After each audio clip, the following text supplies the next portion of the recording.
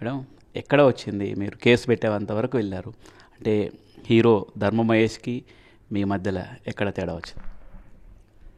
Sir యాక్చువల్గా మాది love arranged marriage.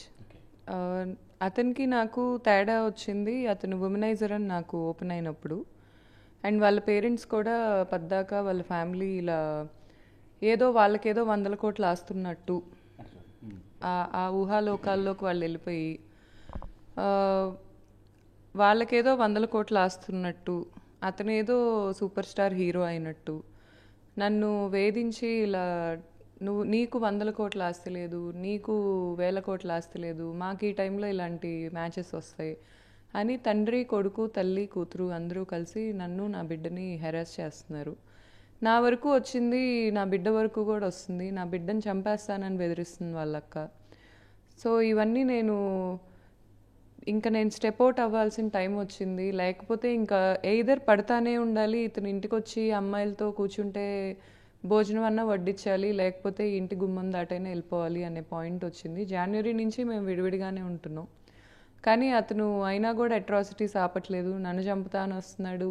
లేకపోతే వాళ్ళ ఇంట్లో కూర్చొని కూడా ఈ బిగ్ బాస్ ఆర్టిస్టులతో వీళ్ళందరితో పొద్దున్న లెగిస్తే రాత్రి ఆఫ్టర్ పార్టీస్ అని మరి వాళ్ళు ఏమేం కార్యకలాపాలు చేస్తున్నారో మరి నాకు తెలియదు. కానీ వాళ్ళు 1 గంట నుంచి మొదలు పెడితే 4 వరకు అసలు అడ్డమైన కార్యకలాపాలన్నీ చేస్తుంటారు.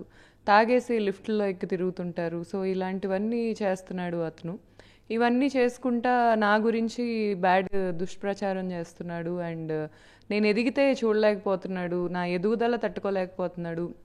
నేను ఎంబీఏ చేస్తున్న రోజుల్లోనే ఇతను వచ్చి నేను డిగ్రీ లేని వాడిని, నేను డిగ్రీ కొనుక్కున్న వాడిని, నువ్వు ఎంబీఏ చేస్తున్నావు, రేపు నాకు వాల్యూ ఇస్తున్నావా అని ఇస్తావా అని అడిగితే సెకండ్ ఇయర్ సెకండ్ సెమిస్టర్ అప్పుడు నేను ఎంబీఏ ఆపేయాలా అనే డిస్కషన్ వరకు వచ్చింది మా ఇద్దరికి. ఎందుకంటే బీటెక్ అయిపోగానే మాకు పెళ్లి ఫిక్స్ అయింది.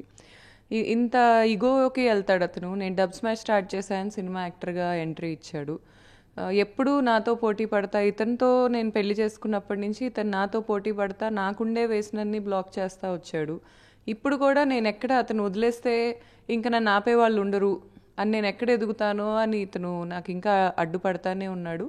నాకు లీగల్ సిస్టమ్, నేను ఎల్ఎల్బి చదివిన ఒక గ్రాడ్యుయేట్గా నాకు చాలా నమ్మకం ఉంది లీగల్ సిస్టమ్ మీద. అందుకే నేను పోలీస్ని అప్రోచ్ అయ్యాను. నేను వెయిట్ చేస్తున్నాను జస్టిస్ కోసం. పోలీసులు ఏమంటున్నారు? మీరు ఫైల్ చేశారు కేసు, ఫర్దర్గా విచారణ చేశారు? నేను షీ టీమ్కి అప్రోచ్ అయ్యానండి ఒక 3 months బ్యాక్. అప్పుడే షీ టీంలో వాళ్ళు అతన్ని పిలిపించారు, బాగా రెస్పాండ్ అయ్యారు, పిలిపించారు, అతనితో మాట్లాడారు. అతను ఆ రోజున అక్కడ కూర్చొని నా భార్య చాలా మంచిది, నా భార్యకి ఎటువంటి అలవాట్లు లేవు, నా భార్యకి ఎవరితోనూ సంబంధాలు లేవు, నా భార్య ఎప్పుడూ మంచిగానే చూసుకుంది నన్ను, నేనే తేడా, నాకే అమ్మాయిలు పిచ్చుంది అని షీ టీంలో అక్కడ కూర్చున్న మేడంతో అతను మాట్లాడాడో లేదో మీరు అడగండి. ఆయన హ్యూమనైజర్ అని అంటే ఎప్పుడు బయటపడింది, ఎప్పుడు ఎలా తెలిసింది మీకు? నాకు ప్రెగ్నెన్సీ నుంచే ఓపెన్ అయిపోయింది సార్ అది. ఇతను వేరే రూమ్లో పడుకోవటం, మళ్ళీ అతను ఫోన్ ఎక్కడ పట్టుకుంటానో అని ప్యానిక్ అవ్వటం, రాత్రులు ఇంటికి రాకపోవటం, మధ్యాహ్నం వరకు ఈ సాయంత్రాల వరకు నిద్రపోవటం, కంప్లీట్గా నాకు అప్పుడే అర్థమైపోయింది. కాకపోతే నాకు విత్ ఎవిడెన్సెస్ అతను తెలిసింది మాత్రం ఈ జనవరి 2025లో. ఏ రోజైతే తెలిసిందో ఆ రోజే నేను బయటకు వచ్చేసాను ఆ ఇంట్లో నుంచి. ఆ ముందు రోజు కూడా వాళ్ళ ఫాదరు వాళ్ళ అక్క నాతో గొడవ పడ్డారు, వచ్చి నా బిడ్డను లాక్కెళ్ళిపోయారు నా చేతిలో నుంచి. నేను ఏడ్చుకుంటా, అప్పటికి పాలిస్తున్నాను నేను నా బిడ్డకి, ఏడ్చుకుంటా వాళ్ళ వెనక పరిగెత్తాల్సి వచ్చింది. కింద పార్కింగ్ నుంచి పై వరకు లాక్కొని వెళ్ళిపోయారు, ఎత్తుక్కోవాల్సి వచ్చింది. నాకు 14 ఫ్లోర్లో 16 ఫ్లోర్లో ఉంటాయి ఆ అపార్ట్మెంట్లో. ఎక్కడి నుంచి బిడ్డ ఏడుపు వినిపిస్తుందో నాకు అర్థం కాక ఎక్కడున్నాడు ఎక్కడున్నాడు ఎక్కడున్నాడు అని కింద కూర్చొని తలగొట్టుకొని ఏడ్చాను నేను ఆ మూమెంట్లో. వాళ్ళ నాన్న వాళ్ళ అక్క అతను రాక్షసుల్లాగా ప్రవర్తించి నా బిడ్డను లాక్కెళ్ళిపోతే నా బిడ్డ ఏడుస్తున్నాడు వాళ్ళ చేతిలో. ఇంత రౌడీయిజం వాళ్ళ ఇంటికి నేను వెళ్ళినందుకు వాళ్ళు నా మీద చేశారు. ఏ తండ్రి అయినా తల్లిదండ్రులు ఎవరైనా కానీ పిల్లలు తప్పుగా ప్రవర్తిస్తే మందలిస్తారు, అది మన సంస్కృతి. అంటే వీళ్ళు ఏమీ మందలించారా జనరల్గా మహేష్ గారిని? నేను ఏ రోజు కూడా వాళ్ళ అమ్మ కానీ నాన్న కానీ అతన్ని భార్యతో సరిగ్గా ఉండు అని చెప్పడం వినలేదండి.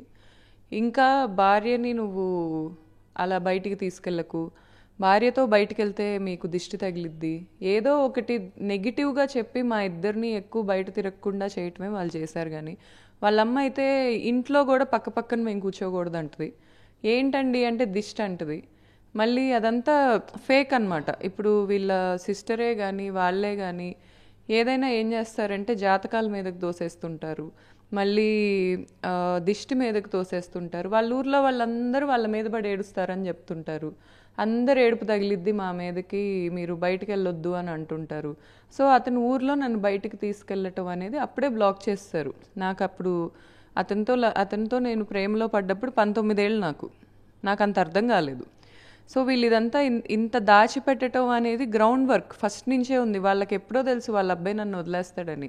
వాళ్ళు నాతో ఇప్పటి వరకు ఎందుకున్నారు, ఇప్పుడు కూడా ఎందుకు వదలట్లేదు అనే క్వశ్చన్కి నాకు ఇప్పుడు క్లారిటీ వచ్చింది. అది కూడా ఇందాకే నాకు ఒక ఆడియో పంపించడం వల్ల నాకు క్లారిటీ వచ్చింది. ఓహో, ఇతను ఇందుకు చేస్తున్నాడా, ఇందుకా నన్ను ఎంత ఎక్స్ప్లాయిట్ చేస్తుంది, ఇందుకా నన్ను రాత్రి పగళ్ళు నిద్ర లేకుండా చేస్తుంది, ఇందుకు అని నాకు చెప్పే మగతనం లేక ఎక్కడో కూర్చొని అడ్డమైన కార్యకలాపాలు. ఇప్పుడు అతని అమ్మాయిలతో తిరుగుతుంది నన్ను హెరాస్ చేయడానికే అనుకుంటా. అతనికి వీక్నెస్ లేదని నేను అన్ను. అంటే ఒక పెళ్లి చేసుకొని భార్యని ఎక్స్ప్లాయిట్ చేయడానికి ఎన్ని విధాలు ఎక్స్ప్లోర్ చేయాలో ఇతనిని చూసి ఒక పుస్తకం రాయొచ్చు. ఎన్ని విధాలుగా ఎక్స్ప్లాయిట్ చేయొచ్చు అనేది. ఫైనాన్షియల్గా ఎక్స్ప్లాయిట్ చేసి, పబ్లిక్గా ఎక్స్ప్లాయిట్ చేసి, నా ప్రొఫెషనల్లో దూరి, నా ఇన్స్టాగ్రామ్లో దూరి, నా పర్సనల్ లైఫ్లో దూరి, ఇతను వెళ్ళి అందరికీ నేను డబ్బు లేని దాన్ని అని చెప్తున్నాడు. ఏం డబ్బు లేని దాన్ని నేను? నువ్వు వచ్చి నన్ను చదివించావా చిన్నప్పటి నుంచి? నేను పెరిగిందేంటి, నువ్వు పెరిగిందేంటి? నీ ఇంటికి నేను వచ్చిన రోజు నీకు అటాచ్డ్ బాత్రూమ్ లేదు మీ ఇంట్లో, ఒక రేకుల షెడ్లో ఉన్నావు. నువ్వా నా గురించి మాట్లాడుతుంది? అంటే మీ తాతలు ప్రాపర్టీస్ ఇవ్వగానే ఏదో వచ్చేసాయి అనుకుంటావా? నీకంటూ ఇండివిజువాలిటీ ఉండదా? నీలాగా ఇండివిజువాలిటీ లేని పర్సన్ నేను ఒక ఇన్ఫ్లుయెన్సర్ని. నేను ఎంత కష్టపడ్డాను, ప్రతిరోజు డ్యాన్స్ వేసాను, ప్రతిరోజు చదువుకున్నాను, నేను ఒక టాపర్ని, నాకు ఒక 3 డిగ్రీలు ఉన్నాయి. నీకేమున్నాయి? కొనుక్కున్న ఇంజనీరింగ్ తప్ప. ఇవన్నీ చూపించా నా మీదకి ఈరోజు ఎక్స్ప్లాయిటేషన్. కంటే ఒక మగాడు అనే పాయింట్ వస్తే చాలా ఎక్స్ప్లాయిట్ చేసేస్తారా? ఆడది అనే పాయింట్ వస్తే ఏమున్నా లాగేసుకుంటారా? ఇతను నా దగ్గర సర్వం లాగేసుకోవడానికి ప్రయత్నిస్తున్నాడు. ఇందాక నాకు దొరికిన ఆడియో క్లిప్, నాకు పంపించిన క్లోజ్ పర్సన్ ఒకళ్ళు పంపించిన ఆడియో క్లిప్లో కూడా